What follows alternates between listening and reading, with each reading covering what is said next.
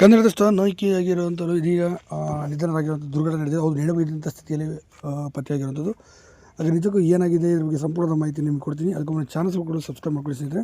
ಅವರು ಚಿತ್ರರಂಗದಲ್ಲಿ ಯುವಜನತೆ ರೀತಿಯಲ್ಲಿ ಛಾಪನ್ನು ಮೂಡಿಸಿ ದೊಡ್ಡ ಮಟ್ಟಿಗೆ ಹೆಸರು ಕೂಡ ಮಾಡಿದ್ದಾರೆ ಅಂತ ಹೇಳ್ಬೋದು.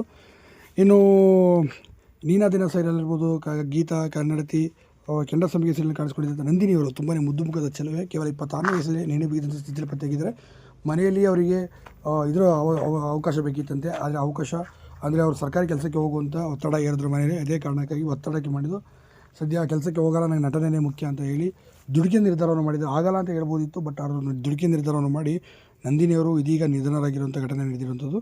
ನಿಜಕ್ಕೂ ಇದರಿಂದ ಇಡೀ ಚಿತ್ರರಂಗಕ್ಕೆ ಒಂದು ಶಾಕ್ ಆಗಿದೆ, ಆಘಾತ ಉಂಟಾಗಿದೆ ಅಂತ ಕೂಡ ಹೇಳ್ಬೋದು ಸ್ನೇಹಿತರೆ. ಯಾಕೆಂದರೆ ಚಿತ್ರರಂಗದಲ್ಲಿ ದೊಡ್ಡ ಮಟ್ಟಿಗೆ ಹೆಸರು ಮಾಡಬೇಕು ಅಂತ ನಂದಿನಿಯವರು ಅಂದ್ಕೊಂಡಿದ್ರು.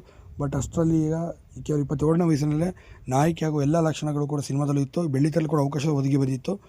ದುನಿಯಾ ವಿಜಯ್ ಅವರ ಸಿನಿಮಾಗೆ ನಾಯಕಿಯಾಗಿ ಬರುವಂಥ ಸಾಧ್ಯತೆ ಕೂಡ ಇತ್ತು ಅಂತ ಹೇಳಲಾಗುತ್ತೆ. ಅದರಿಂದ ಸದ್ಯ ಈಗ ದುರಂತ ಅಂತ್ಯಕ್ಕೆ